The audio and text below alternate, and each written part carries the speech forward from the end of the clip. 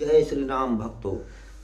तो भक्तगणों, अब हमारे अमृत धारा के राम रस के अमृत धारा पे उस समय का महान क्षण आया है कि जिस समय तीनों लोग प्रसन्न हुए थे। वो क्षण कौन सा था? वो क्षण था धनुष यज्ञ जनक जी महाराज का। तो प्रभु हमारे श्री रामचंद्र जी रंगभूमि धनुष यज्ञ में पधार चुके हैं। तो वहाँ पे क्या करते हैं? महाराज गोस्वामी जी लिखते हैं, राजत राज समाज महु कौशल राज किशोर सुंदर श्यामल गौरतन विश्व विलोचन चोर।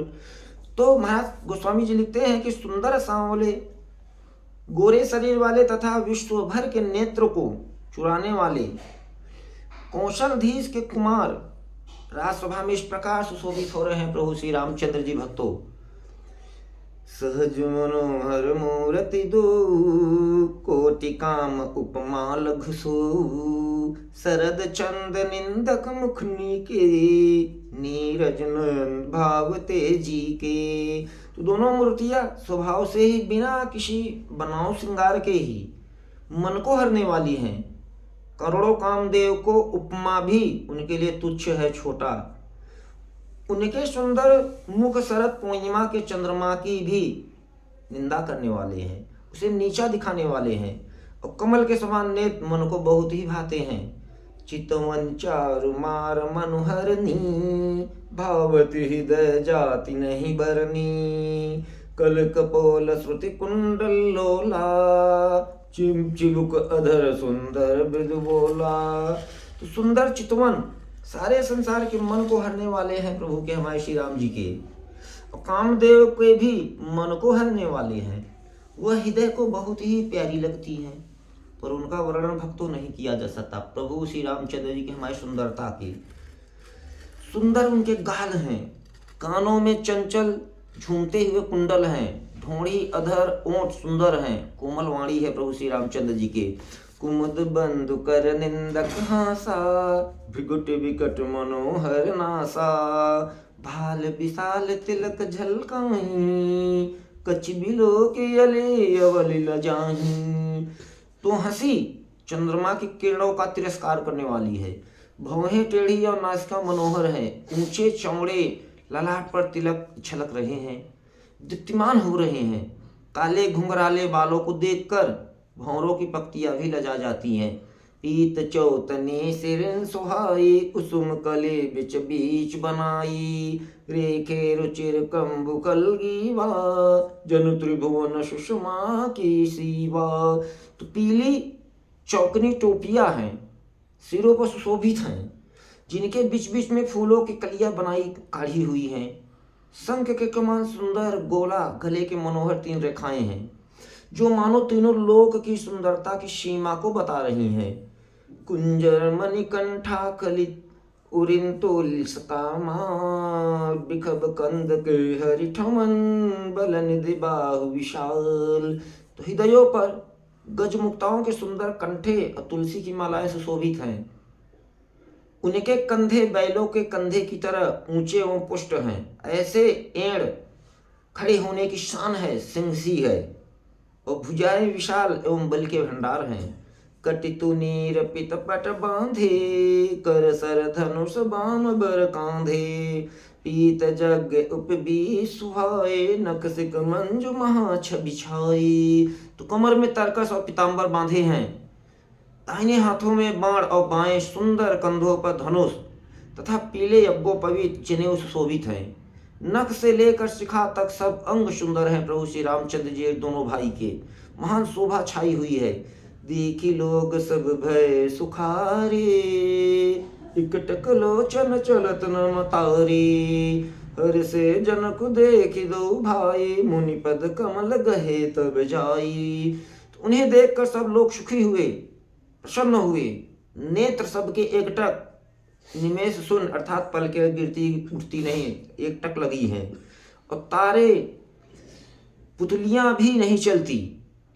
तो जनक जी दोनों भाइयों को देखकर हर्षित प्रसन्न हुए। तब उन्होंने जाकर मुनि के चरण कमल पकड़ लिए, श्री गुरु विश्वामित्र जी के। कर बिनती निज कथा सुनाई। रंग यवन सब मुनि दिखाई, जह जह जाए कुंवर बर दो, तह तह चकित चितव सबको।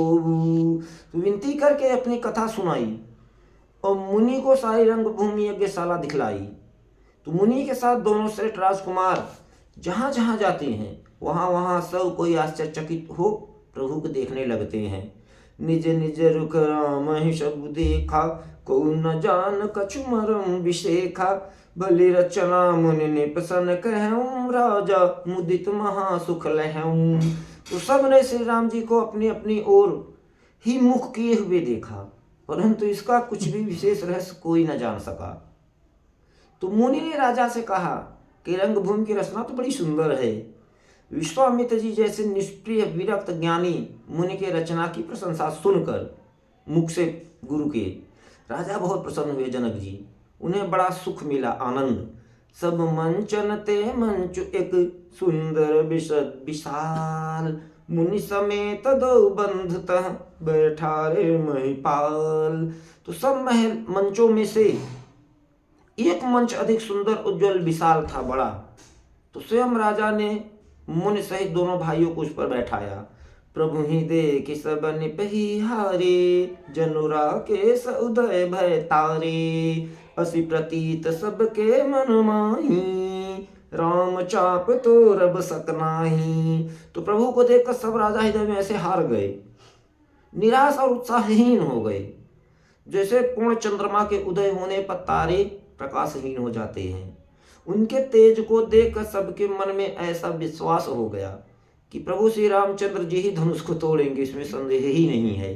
बिनु भंजे भव धनुष विशाला, मेलहि सिया राम उर्माला।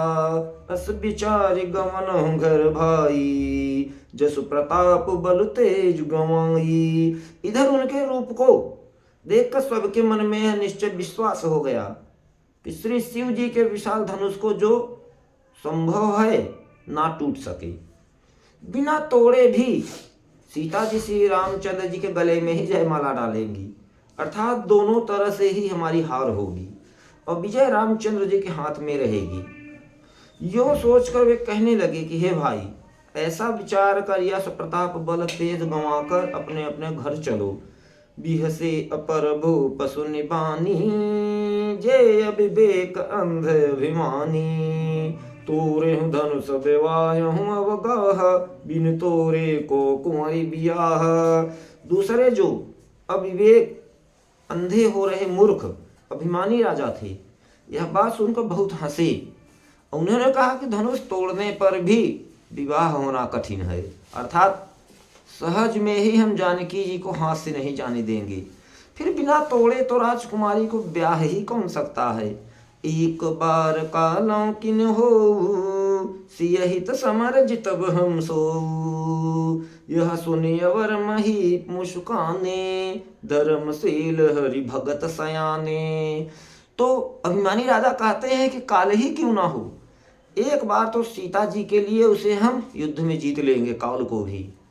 तो यह घमंड की बात सुनकर दूसरे जो धर्मात्मा हरिभक्त और सयाने राजा थे मुस्कुराए। सिय विवाह राम गर्भ, दूरी कवि निपके। जीत कुश कई संग्राम, दशरथ के रन बांकुरे। तो उन्होंने कहा कि राजाओं के गर्भ दूर करके जो धनुष किसी से नहीं टूटे सकेगा, उसे तोड़कर श्री रामचंद्र जी सीता जी को ब्याहेंगे। रही युद्ध की बात, सो महाराज दशरथ के रण के बांके और बांकुड़े पुत्रों को हृदय और युद्ध में तो जीत ही कौन सकता है। व्यर्थ मरहु जनि गाल बजाई, मन मोदकन की भूख बुताई। सीख हमारे सोनि परम पुनीता, जगदम्बा जानो जिय सीता। तो गाल बजाकर व्यर्थ ही मत मरो तुम सब, मन में लड्डुओं से भी कहीं मन में खाने से भूख बुझती है। हमारी परम पवित्र निष्कपट सीख शिक्षा को सुनकर सीता जी को अपने जी में साक्षात जगत जननी समझो। उन्हें पत्नी रूप में पाने की आशा लालसा छोड़ दो। जगत पिता रघुपति विचारी, भरी लोचन छबिले निहारी। सुंदर सुखद सकल गुण राशि, ए दो बंधु शंभु उर्वासी। और श्री रघुनाथ जी को जगत का पिता परमेश्वर विचार कर नेत्र भर कर उनकी छवि को देख लो, मुख को देख लो। ऐसा अवसर बार बार नहीं मिलेगा। सुंदर सुख देने वाले समद गुणों की राशि ये दोनों भाई श्री शिव जी के हृदय में बसने वाले हैं। स्वयं श्री शिव जी भी इन्हें सदा हृदय में छिपाए रखते हैं अपने। वे तुम्हारे नेत्रों के आज सामने आ गए हैं। सुधा समुद्र समीप बिहाई, मृग जल निरख मरहु कत धाई। करऊं जाय जा कहूँ जोई भावा, हम तो आज जन्म फल पावा। तो समीप आए हुए भगवत दर्शन रूप अमृत के समुद्र को छोड़कर तुम जगत जननी जानकी जी को पत्नी के रूप में पाने के दुराशा रूप मिथ्या मृग जल को देखकर दौड़कर क्यों मर रहे हो? फिर हे भाई, जिसकी जो अच्छा लगे वही जाकर करो। तुमने तो आज हमने तो श्री रामचंद्र जी के दर्शन करके आज जन्म लेने का फल पा लिया है। जीवन और जन्म को सफल अपने बना लिया है। अस कही भले भूप अनुरागे, रूप अनो बिलोकन लागे। देखें शोर नभ चढ़े विमाना, बरसहि सुमन करें कलकाना। ऐसा कहकर अच्छे राजा जो धर्मात्मा थे प्रेम मग्न होकर श्री रामचंद्र जी का अनुपम गुण रूप सुंदर देखकर मनुष्यों की बात तो क्या कहा जाए, देवता लोग भी आकाश से विमानों पर चढ़े हुए दर्शन कर रहे हैं उस समय, और सुंदर गान करते हुए फूलों की बारिश कर रहे हैं। जानी सुअवसर सिय तब पठई, जनक बुलाय चतुर सखी सुंदर सखल, सादर चली लवाई। तो सब सुंदर अवसर सुअवसर जानकर महाराज जनक जी ने श्री सीता जी को बुलावा भेजा। तब चतुर और सुंदर सखियां आदर पूर्वक उन्हें लिवा चली। सिय शोभा नहीं जाय बखानी, जगदम्बिका रूप गुण खानी। उपमा सकल मोहि लघुरागी, प्राकृत नारी अंग अनुरागी।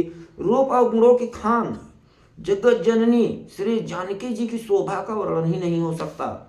उनके लिए मुझे कवि की सब उपमाएं तुच्छ छोटी लगती हैं, क्योंकि वे लौकिक स्त्रियों के अंगों के अनुराग रखने वाली हैं, अर्थात वे जगत की स्त्रियों के अंगों को ही दी जाती हैं उपमा। तो कवि की उपमाएं सब त्रिगुणात्मक मायिक जगत में ली गई हैं। उन्हें भगवान की स्वरूपा शक्ति श्री जानकी जी के अप्राकृतिक चिन्मय अंगों के लिए प्रयुक्त करना, उनका अपमान करना और अपने उपहास अस्पष्ट बनना है, अपने को मजाक बनाना। सिय बर नियते उपमा दे, कुकवि कहाय अजस को ले। तो पट तरियति समसिया, जगयसि जुबति कहाँ कमुनिया।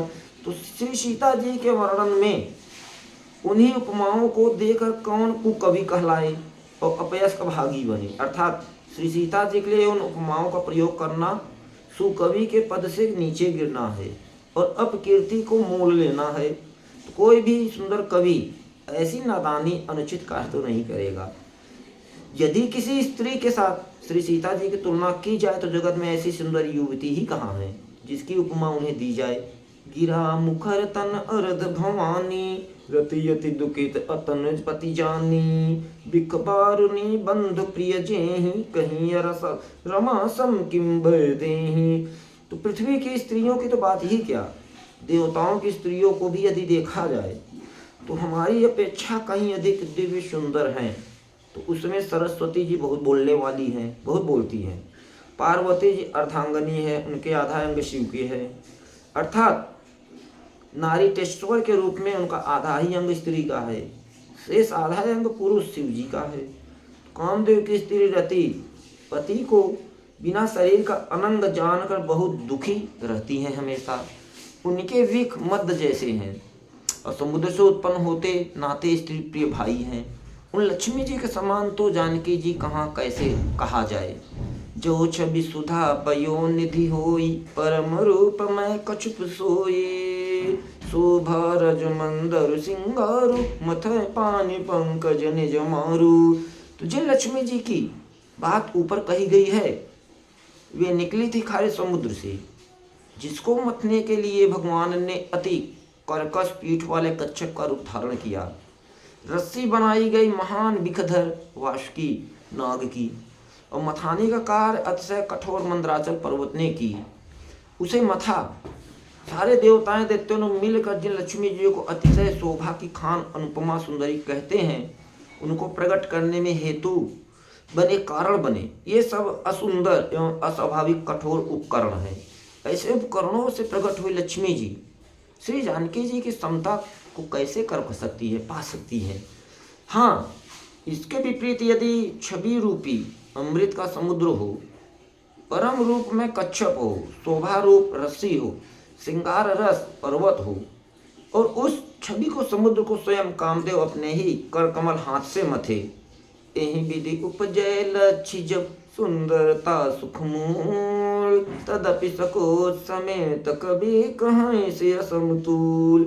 इस प्रकार का संयोग होने से जब सुंदरता और सुख की लक्ष्मी मूल लक्ष्मी उत्पन्न हो, मूल, तो भी कवि लोग उसे बहुत संकोच के साथ सीता जी के साथ कहेंगे। चली संगलय सखी सयानी, गावत गीत मनोहर बानी, सोहन बल तनु सुंदर सारे, जगत जननी अतुलित छवि भारी। तो सयानी सखियां श्री सीता जी को साथ लेकर मनोहर वाणी से गीत गाती हुई चली। श्री सीता जी के नवल शरीर, नए शरीर पर सुंदर साड़ी सुशोभित है। जगत जननी की महान छवि अतुलनीय है, जिसकी तुलना ही नहीं किसी से की जा सकती। भूषण सकल सुदेश सुहाए, अंग अंग रच सखिन बनाए, रंग भूमि जब सिय पगुधारी, देखे रूप मोहे नर नारी। जब सारे आभूषण अपनी अपनी जगह पर सुशोभित हैं, जिन्हें चतुर सखियों ने अंग में भली भांति सजाकर पहनाया है, जब श्री सीता जी ने रंगभूमि में पैर रखा अपने कदम, तब उनका दिव्य रूप देखकर स्त्री पुरुष सभी मोहित हो गए। हरसि सुरण दुम दुबी बजाई, बरसि प्रसून अक्षरा गाई, पानी सरोज सोह जय माला, अवचट चितय सकल भुआला। तो देवताओं ने हर्षित प्रसन्न होकर नगाड़े बजाए और पुष्प बरसाकर अप्सराएं गीत गाने लगी। श्री सीता जी के कर कमलों में जयमाला सुशोभित है, हाथों में। सब राजा चकित होकर अचानक उनकी ओर देखने लगे।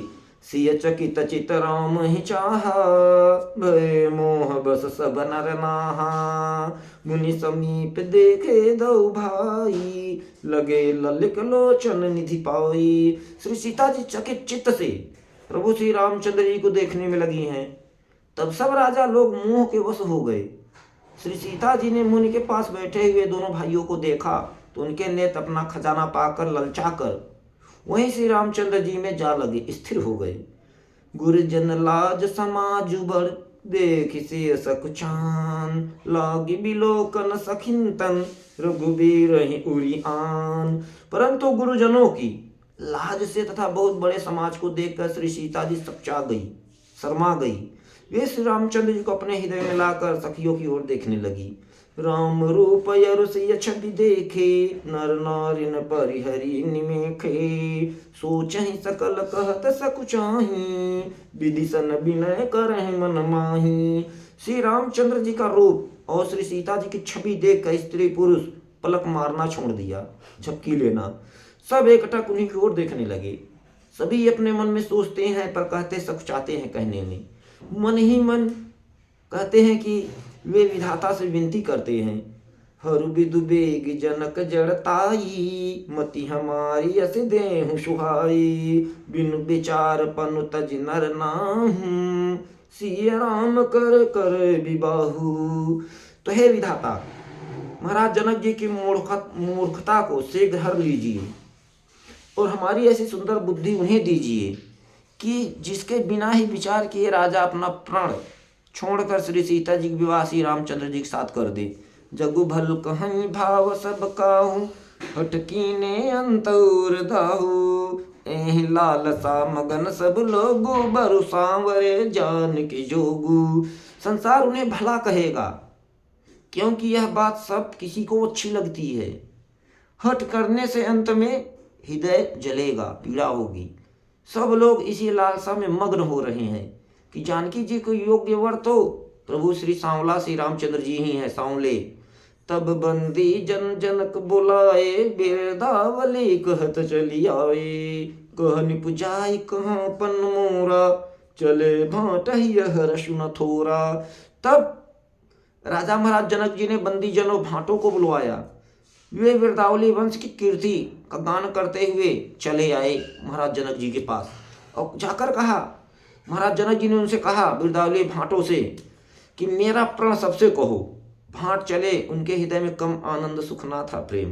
बोले बंदी बचन बर सुनहु सकल महिपाल, पन विदेह कर कहें हम भुजा उठाए विशाल। तो भाटों ने श्रेष्ठ वचन कहा कि हे पृथ्वी की पालना करने वाले सब राजागण सुनिए, हम अपनी भुजा उठाकर महाराज जनक जी का विशाल प्रण कहते हैं। निप भुज बल विदुषिव धनु राहु, गर्व कठोर विदित सब काहू। रावण बानु महाभट बारे, देखि सरासन गवई सिधारे। तो राजाओं की भुजाओं का बल चंद्रमा है, शिव जी का धनुष राहु है, वह बहुत भारी है, कठोर है, यह सबको विदित ज्ञात ही है। तो बड़े भारी योद्धा रावण और बाणासुर भी इस धनुष को देखकर गौ से चुपके से चलते बने। उसे उठाना तो दूर रहा, छूने तक की हिम्मत नहीं हुई। सोई पुरारी को दंड कठोरा, राज समाज आज जोई तोरा। त्रिभुवन जय समेत बय देहि, बिनहि विचार बरई हटते ही। उसी शिव के कठोर धनुष को आज इस राजसभा में जो भी तोड़ेगा, तीनों लोकों की विजय के साथ ही उसको जानकी जी भी बिना किसी विचार के हठपूर्वक वर्णन करेगी और तीनों लोक में वो सबसे बलवान हो जाएगा। सुनिपन सकल भूप अभिलाखे, भटमानी अतिशय मन माखे। परिकर बांधी उठे अकुलाई, चले इष्ट देवन सिर नाई।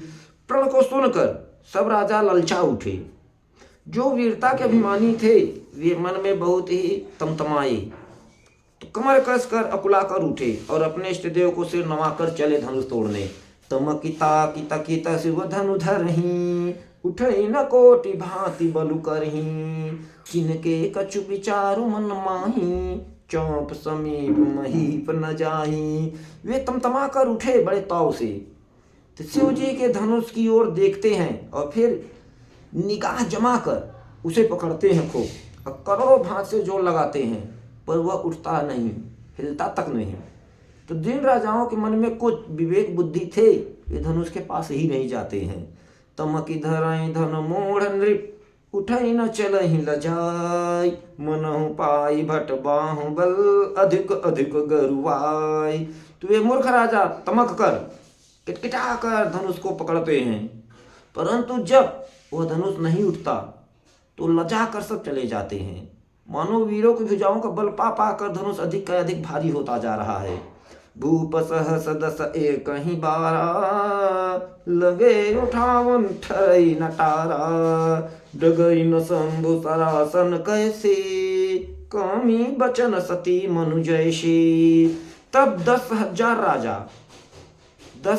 राजा एक ही बार धनुष को उठाने लगे साथ में, तो भी वह उनके टाले नहीं टलता। शिव जी का वह धनुष कैसे नहीं दिखता है, जैसे कामी पुरुष के वचनों से सती का मन कभी नहीं चलायमान होता। सब निप भय जोग उपहासी, जैसे बिन विराग सन्यासी। कीरत विजय वीरता भारी, चले चाँप कर भर बसहारी। सब राजा उपहास मजाक के योग्य हो गए, जैसे वैराग के बिना सन्यासी उपहास मजाक के योग्य हो जाता है। कीर्ति विजय बड़ी वीरता, इन सब के वे धनुष के हाथों बरबस हार कर चले। श्रीहत भय हारे राजा, बैठे निज निज पाय समाजाय समाजा। निपन बिलो की जनक वकुलाने, बोले बचन रोष जन शाने। तो राजा लोग सब अपने हृदय में हार मानकर श्रीहीन हतप्रद हो गए और अपने अपने समाज में जा बैठे, हारी समाज में। तो राजाओं को वह सफल देखकर जनक जी अकुला उठे और ऐसे वचन बोले जो मानो क्रोध में सने हुए थे। दीप दीप के भूपति नाना, आए सुनि हम जो पन उठाना। दीव दनुज धरि मनुज शरीरा, विपुल वीर आए रणधीरा। तो हे राजाओं, मैंने जो प्रण ठाना था किया था उसे सुनकर दीप दीप के अनेकों राजा आए। देवता दैत्य भी मनुष्य का शरीर धरकर यहाँ आए तथा और भी बहुत से रणधीर आए हैं। कुंवरी मनोहर विजय बड़ी, कीरति अति कमनी, पावनिहार बिरंच जन, रचेउ न धनु दमनी। परंतु धनुष को तोड़कर मनोहर कन्या बड़ी विजय और अत्यंत सुंदर कीर्ति को पाने वाला मानव ब्रह्मा जी ने किसी को रचा ही नहीं है, बनाया ही नहीं है। कहूँ काहे यहु लाभ न भावा, काहू न शंकर चाप चढ़ावा, रहु बढ़ाऊ बतोरब भाई, तिल भरी भूमि न सखे छड़ाई। कहिए इतना बड़ा आफर लाभ किसी को अच्छा नहीं लगा, परंतु किसी ने भी श्री शंकर जी का धनुष नहीं चढ़ाया। अरे भाई, चढ़ाना तोड़ना तो दूर रहा, कोई तिल भर भूमि भी छुड़ा न सका इस धनुष को। अब जन को माखै भट मानी, वीर विहीन मही मैं जानी, तजौ आस निज निज गृह जाहूं, लिखान विधि वैदेहि विबाहु। अब कोई वीरता का अभिमान नाराज ना हो और अभिमानी ना बने। मैंने यह जान लिया कि पृथ्वी वीरों से खाली हो गई है, अब आशा छोड़कर अपने अपने सब घर जाओ। तो ब्रह्मा जी ने सीता जी को विवाह लिखा ही नहीं है। सुकृत जाय जो पनु परिहरऊं, कुंवरी कुंवारी रहूं का करऊं, जो जनते बिनु भट भूमि भाई, तो पनु करी रोते न हसाई। यदि प्राण छोड़ता हूं तो मेरा पुण्य जाता है, इसलिए क्या करूं, मेरी कन्या जानकी अब कुंवारी ही रहे। यदि मैं जानता कि पृथ्वी वीरों से शून्य खाली है तो प्रण करके अपना उपहास मजाक का पात्र मैं ना बनता। जनक बचन सुनि सब नर नारी, देखी जानकी भय दुखारी, माँ के लखन कुटिल भय भाहे, रटपट फरकत नयन रिसौहे। तो जनक जी के वचन सुनकर सभी स्त्री पुरुष जानकी जी की ओर देखकर बहुत दुखी हुए, परंतु शेषावतार श्री लक्ष्मण जी तमतमा उठे। उनकी भवें टेढ़ी हो गई, होठ फड़कने लगे और नेत्र क्रोध से लाल हो गए। कही न सकत रघुवीर डर, लगे बचन सनुबान, नाई राम पद कमल सिर, बोले गिरा प्रमाण। श्री रघुवीर जी के डर से वो कुछ कह तो सकती नहीं, पर जनक जी के वचन उन्हें बाण जैसे लगे। श्री लक्ष्मण जी को जब रह ना सके वो विवश हो गए, तो प्रभु श्री रामचंद्र जी के चरण कमलों में सिर नमा कर वे व्यर्थ यथार्थ ये वचन बोले। रघुवंशी न महु जह कोई होई, तेहि समाज अस कहई न कोई, कही जनक जसी अनुचित बानी, विद्यमान रघुकुल मन जानी। तो रघुवंशियों में कोई भी जहां होता है उस समाज में ऐसा कोई वचन नहीं कहता जैसे अनुचित वचन। रघुकुल शिरोमणि श्री रामचंद्र जी की उपस्थिति को जानते हुए भी जनक जी कह रहे हैं। सुनहु भान कुल पंकज भानु, कहूँ स्वभाव न कछु अभिमानु, जो तुम्हारी अनुशासन पावऊं, कंदुक इव ब्रह्मांड उठावऊं। तो हे सूर्य, कुल रूपी कमल के सूर्य, सुनिए, मैं स्वभाव से ही कहता हूँ, कुछ अभिमान करके नहीं कह रहा हूँ। यदि आपकी आज्ञा पाऊं तो मैं ब्रह्मांड को भी गेंद की तरह उठा लूं। कौचे घट जिम डरो फोरी, सकौ मेर मूलक जिम तोरी, तो प्रताप महिमा भगवाना, को बापुरो पिनाक पुराना। और उसे पूरे ब्रह्मांड को ही उठाकर और उसे कच्चे घड़ी की तरह फोड़ डालूं। मैं सुमेरु पर्वत को मूली की तरह उखाड़ तोड़ कर सकता हूँ। भगवान, आपके प्रताप की महिमा से यह बेचारा पुराना धनुष तो कौन चीज है। नाथ जानियस आयस हो, कौतुक करो बिलो की सो, कमल नाल जिम चाप चढ़ावं, जो जन सत प्रमाण लई धावं। तो ऐसा जानकर हे प्रभुनाथ, आज्ञा हो तो खेल खेल खेल खेल खेलूं। उसे भी आप देखिए, धनुष को कमल की डंडी की तरह चढ़ाकर उसे 100 योजन दौड़ा कर लिए चले जाऊं। तोरो छत्रक दंड जिम, तो प्रताप बलनाथ, जो न करो प्रभु पद शपथ, कर्ण धर धनु हाथ।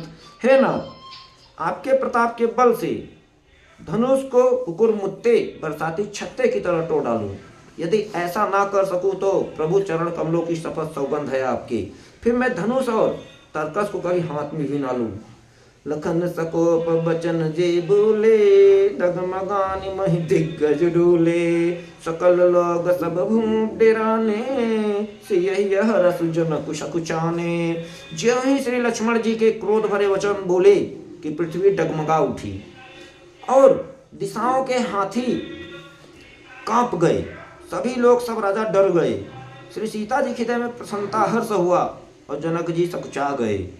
गुरु रघुपति सब मुनि मन माही, मुदित भय पुनि पुनि पुलकाही। सयनहि रघुपति लखन निवारे, प्रेम समेत निकट बैठारे। तो गुरु जी, विश्वामित्र जी, श्री रघुनाथ जी की और सब मुनि मन में प्रसन्न हुए और बार बार पुलकित होने लगे। श्री रामचंद्र जी इशारे से लक्ष्मण जी को मना किया और प्रेम सहित अपने पास बैठा लिया। विश्वामित्र समय शुभ जानी, बोले अति स्नेह मैं बानी। उठबहु राम भंजहु भव चापा, मेटौ तात जनक परितापा। गुरु विश्वामित्र जी शुभ समय मुहूर्त जानकर अत्यंत प्रेम भरी वाणी से बोले कि हे राम, उठो, शिव जी का धनुष तोड़ दो और हे तात, जनक जी का संताप पीड़ाए हर लो। सुनि गुरु बचन चरण शिरुनावा, हरसु विषादु न कछुर आवा। ठाड़े भय उठी सहज भुसुभाए, ठमनि सुजुबा मृगुराज लजाए। तो गुरु जी के वचन सुनकर प्रभु श्री रामचंद्र जी ने गुरु जी के चरणों में अपना सिर नवाया और उनके मन में न हर्ष हुआ न विषाद, और वे अपनी एड़ खड़े होने की शान से जवान सिंह को भी लजाते हुए स्वभाव से ही उठ खड़े हुए। उदित उदय गिरि मंच पर, रघुबर बाल पतंग। बिकसे संत सरोज सब, हर से लोचन भिंग। तुम मंज रूपी उदयांचल पर रघुनाथ जी रूपी बाल सूर्य उदय हुए ही सब संत रूपी कमल खिल उठे और नेत्र रूपी भंवरे हर्षित हो गए। नृपन के रियासा निशिनासी, वचन न कतय बलि न प्रकाशी। मानी महीप कुमुद सकुचाने, कपटी भूप लुक लुकाने। तो राजाओं की आशा रूपी रात्रि नष्ट हो गई, उनके वचन रूपी तारों के समूहों का चमकना भी बंद हो गया, मौन हो गए सब। अभिमानी राजा रूपी कुमुद सकुचित हो गए और कपटी राजा रूपी उल्लू छिप गए। भय विशोक को कमुनि देवा, बरसहि सुमन जनावहि सेवा। गुरुपद बंदी सहित अनुरागा, राम मुनि न सन आयशु मांगा। तो मुनि और देवता रूपी चकवे शोक रहित हो गए और ये फूल बरसाकर अपनी सेवा प्रकट कर रहे हैं। तो प्रेम सहित गुरु के चरणों की वंदना करके प्रभु श्री रामचंद्र जी ने मुनियों से आज्ञा मांगी। सहजय चले सकल जग स्वामी, मत मंजु बर कुंजर गामी। चलत राम सब पुर नर नारी, पुलक पोरि तन भय सुखारी। तो समस्त संसार जगत के स्वामी प्रभु श्री रामचंद्र जी सुंदर मत वाले श्रेष्ठ हाथी सी चाल से स्वाभाविक ही चले। श्री रामचंद्र जी की चलते ही नगर भर के सब स्त्री पुरुष प्रसन्न सुखी हो गए और उनके शरीर रोमांच से भर गए। बंदी पितर सुर सुकृत सम्हारे, जो कछ पुण्य प्रभाव हमारे। तो शिव धनु मृणाल की नाई, तो रहूं राम गणेश गोसाई।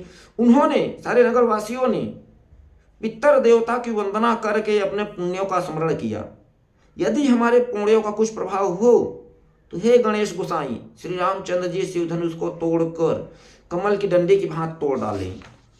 राम ही प्रेम समेत लख सखिन समे बुलाय, सीता महा स्नेह बस बचन कहई विल खाय। श्री रामचंद्र जी को वात्सल प्रेम के साथ देकर सखियों की समीप बुलाकर श्री सीता जी की माता इसने प्रेम बस बिलख कर बिलाप कर कहती हुई बोलती हैं, सखी सब कौतुक देख निहारे, जेऊ कहावत ही तू हमारी। को न बुझाई कहे गुरु पाही, ए बालक असे हठ भली नाही। कहती है कि हे सखी, ये जो हमारे हेतु कहलाते हैं सब, वे भी सब तमाशा दिखने वाले हैं। कोई भी इनके गुरु विश्वामित्र जी को समझाकर नहीं जाकर कहता कि ये श्री रामचंद्र जी बालक हैं। इनके लिए ऐसा हट अच्छा नहीं है जो धनुष रावण बाणा जैसे दिग्विजयी वीरों के हिलाए ना हिल सका। उसे तोड़ने के लिए मुनि विश्वामित्र जी का श्री राम जी को आज्ञा देना और राम जी उसे तोड़ने के लिए चल देना रानी जी को हट जान पड़ा। इसलिए वे कहने लगी, गुरु विश्वामित्र जी को कोई समझाता भी नहीं। रावण बाण छुआ नहीं चापा, हारे सकल भूप करितापा, सो धनुराज कुंवर कर देहि, बाल मराल की मंदर लेहि। रावण बड़ा सुनने भी, जिस धनुष को छुआ तक नहीं, पास तक नहीं गए। सब राजा घमंड करके हार मान गए। वही धनुष इस सुकुमार राजकुमार हाथ में दे रहे हैं उनके। हंस के बच्चे भी कहीं मंदराचल पहाड़ उड़ा सकते हैं उठाकर। भूप सयानप सकल सिरानी, सखी विधि गति कछु जाधि न जानी, बोली चतुर सखी मृदुवानी, तेजवंत लघु गनीय न रानी। और तो कोई समझदार कहे या ना कहे, राजा तो बड़े समझदार हैं और ज्ञानी हैं हमारे, उन्हें तो गुरु को समझाने की चेष्टा प्रयास करना चाहिए था। परंतु मालूम होता है राजा का भी सारा सयानापन समाप्त हो गया, बुद्धि आज। हे सखी, विधाता की गति कुछ जानने में नहीं आती, यूं कहकर रानी चुप हो रही हैं। तब एक चतुर राम जी के महत्व को जानने वाली सखी कोमलवाणी से सुनैना से कहती है कि हे रानी, तेजवान को देखने में छोटा होने पर भी छोटा नहीं गिनना चाहिए। कह कुंभज कह सिंधु अपारा, सोख्यों सुजसु सकल संसारा, रवि मंडल देखत लघु लागा, उदयता त्रिभुवन तम भागा। कहाँ घड़े से उत्पन्न होने वाले छोटे से मुनि अगस्त्य ऋषि जी, और कहाँ अपार विश्व का समुद्र, किंतु उन्होंने उसे सोख लिया, एक चुल्लू में उठा के पी लिया था, जिसका सुयश सारे संसार में छाया हुआ है। सूर्यमंडल में देखने में बहुत छोटा लगता है, पर उसके उदय होते ही तीनों लोक का अंधकार चला जाता है। मंत परम लघु जासु बस, विधि हरिहर स्वर्ग सर, महामत गजराज कहु बस कर अंकुश खर। तो जिनके वश में ब्रह्मा, श्री शिव जी, श्री विष्णु जी सभी देवता हैं, वह मंत्र अत्यंत छोटा होता है।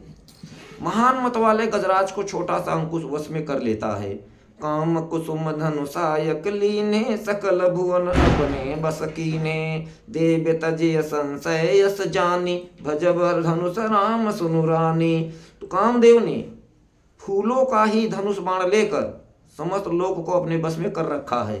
हे देवी, ऐसा जानकर संदेह त्याग दीजिए। तो हे रानी सुनिए, श्री रामचंद्र जी धनुष को अवश्य तोड़ेंगे। सखी बचन सुनि भय पर तीति, मिटा विषादु बढ़ी अति प्रीति, तब राम ही बिलो की भय देहि, सब हृदय बिनोवति जेहि तेहि। तो सखी के वचन सुनकर रानी को श्री रामचंद्र जी के सामर्थ्य के संबंध में विश्वास हो गया। उनकी उदासी मिट गई, निराशा सब चली गई, आशा में बदल गई, और श्री रामचंद्र जी के प्रति उनका प्रेम अत्यंत बढ़ गया। उस समय प्रभु श्री रामचंद्र जी को देखकर श्री सीता जी भयभीत हृदय से जिस जिस देवता को विनती कर रही हैं, मन ही मन मनावय कुलानी, हो प्रसन्न महेश भवानी, करहु सफल आपनि सेवकाई, करी तुहरहु चाप गरुआई। वे व्याकुल होकर मन ही मन मना रही हैं माता गौरी गणेश भवानी से। कहती है कि हे महेश भवानी, मुझ पर प्रसन्न होइए माता, मैंने आपकी जो सेवा की है उसे आज सफल कीजिए, और मुझ पर स्नेह प्रेम करके धनुष के भारीपन को हर लीजिए। गणनायक वरदायक देवा, आज लगे कीन्हे तुई सेवा, बार बार बिनती सुन मोरी, करऊं चाप गुरतायति थोरी। हे गणों के नायक, वर देने वाले देवता श्री गणेश जी, मैंने आज ही के लिए तुम्हारी सेवा की थी, बार बार मेरी विनती सुनकर धनुष का भारीपन बहुत ही कम कर दीजिए। देखी देखी रघुबीर तन, सुरमनाव धरि धीर, भरे बिलोचन प्रेम जल, पुलकावली शरीर। श्री रघुनाथ जी की ओर देख देख कर श्री सीता जी धीरज धर कर देवताओं को मना रही हैं।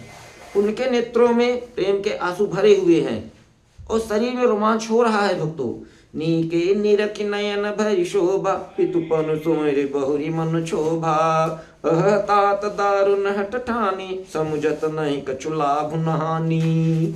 तो अच्छी तरह नेत्र भर कर श्री रामचंद्र जी की शोभा देखकर फिर पिता के प्रण का स्मरण करके श्री सीता जी का मन क्षुब्ध हो उठा। वे मन ही मन कहने लगी, ओहो पिताजी ने बहुत बड़ा ही कठिन हठ ठाना है। वे लाभ हानि भी कुछ नहीं समझ रहे हैं। सचिव सब सिक दे न कोई, बुद्ध समाज बड़ अनुचित होई। कह धन कुल सहु चाहि कठोरा, कह श्यामल मृदुगात किशोरा। तो मंत्री डर रहे हैं, इसलिए कोई उन्हें सीख नहीं देता, मेरे पिताजी शिक्षा नहीं देता। पंडित की सभा में बड़ा अनुचित हो रहा है। कहाँ तो वज्र से भी बढ़कर कठोर धनुष, और कहाँ कोमल शरीर किशोर श्याम सुंदर। विद के ही भांति धरो उर धीरा, शिरस सुमन कन बेधि हीरा। सकल सभा कै मति भय भोरी, अब मोहि शंभु चाप गति तोरी। हे विधाता, मैं हृदय में किस तरह धीरज धरूं। सिर सके फूल से, कण में कहीं हीरा छेदा जा सकता है फूलों से। सारी सभा की बुद्धि भोली बावली हो गई है। अतः हे शिव जी के धनुष, अब तो मुझे तुम्हारा ही आसरा भरोसा है। निज जड़ता लोगन पर डोरी, ओहि हरहु रघुपति निहारी। अति परिताप से मन माही, लवन में कजुग सय समल जाही। तुम अपनी जड़ता लोगों पर डालकर रघुनाथ जी के सुकुमार शरीर को देखकर उतने ही हल्के हो जाओ। इस प्रकार से सीता जी ने मन में बड़ा ही संताप हुआ, और निमेष का एक एक लव, एक एक क्षण 100 युगों के समान बीत रहा है। प्रभु ही चितई पुण्य चितवमई, राजत लोचन लोल। खेलत मन से जमीन जुग, जन विद मंडल डोल।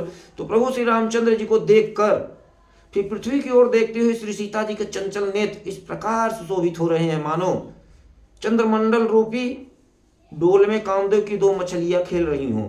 गिरा अलनि मुख पंकज रोकी, प्रगट न लाज निसाय अवलोकी। लोचन जलु रह लोचन कोना, जैसे परम कृपन कर सोना।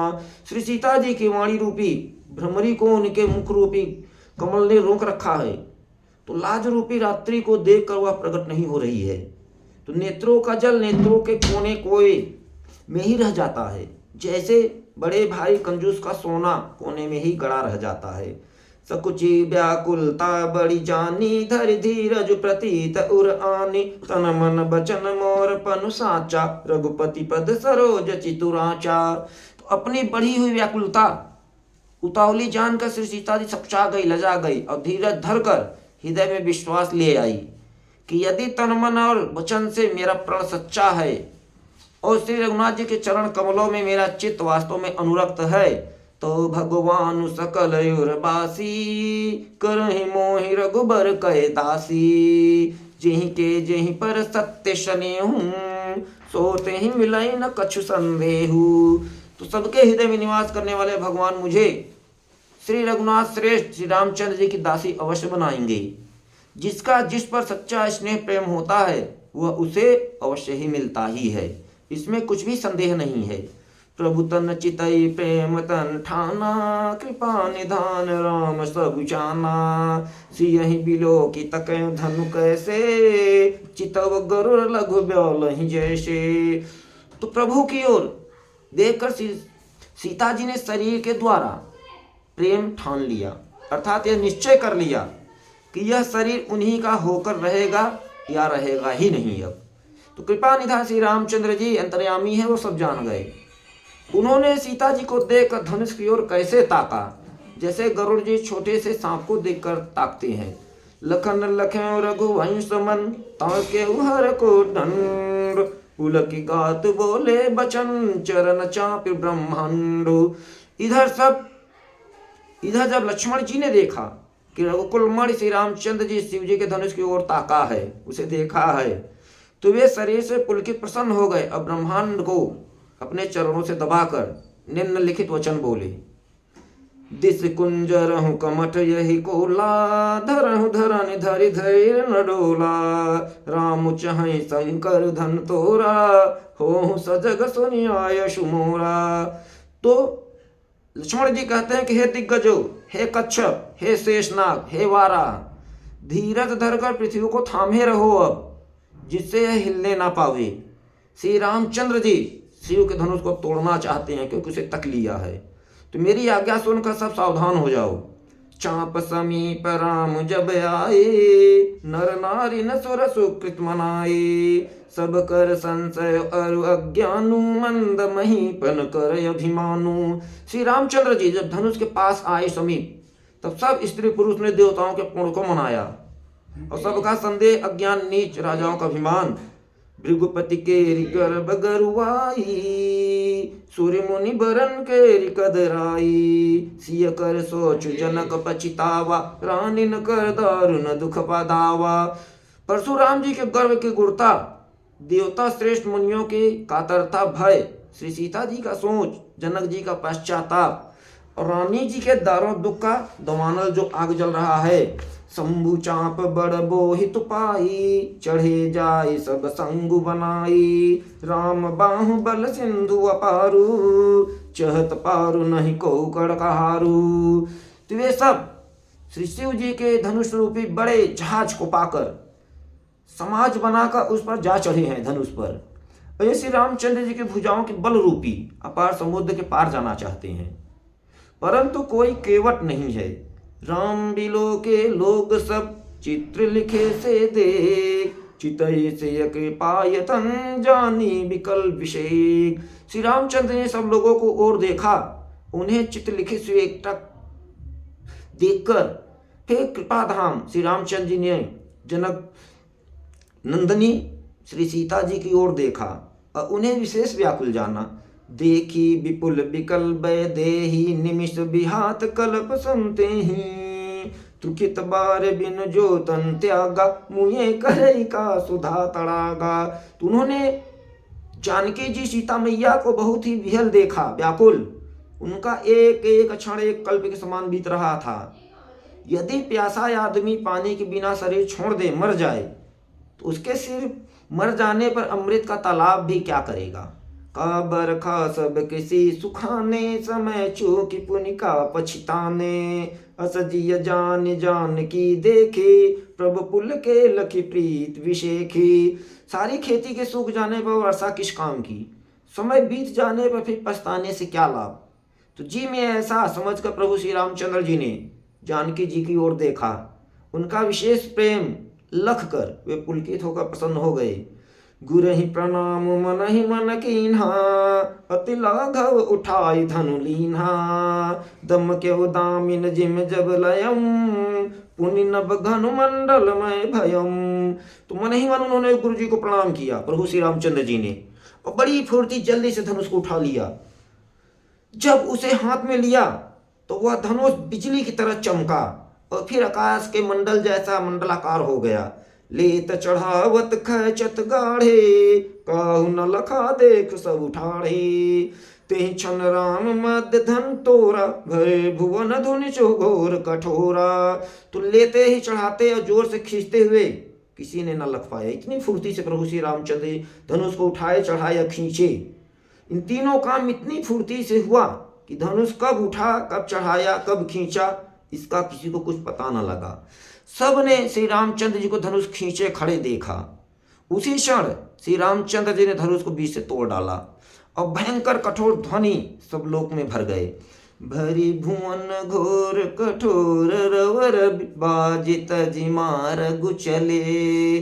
चीकर ही दे गज डोल, मही अहि कोल कोरुम कल मले। सुर असुर मुनि कर कान दीने, सकल विकल विचारहि। को दंड खंड राम तुलसी, जयति बचन उचारहि। तो घोर कठोर शब्द से सब लोग, सारे लोग भर गए, गूंज उठा। सूर्य के घोड़े अपना मार्ग छोड़कर चलने लगे। दिग्गज चिंगाड़ करने लगे, धरती डोलने लगी। शेष वारा कच्छप तलमला उठे।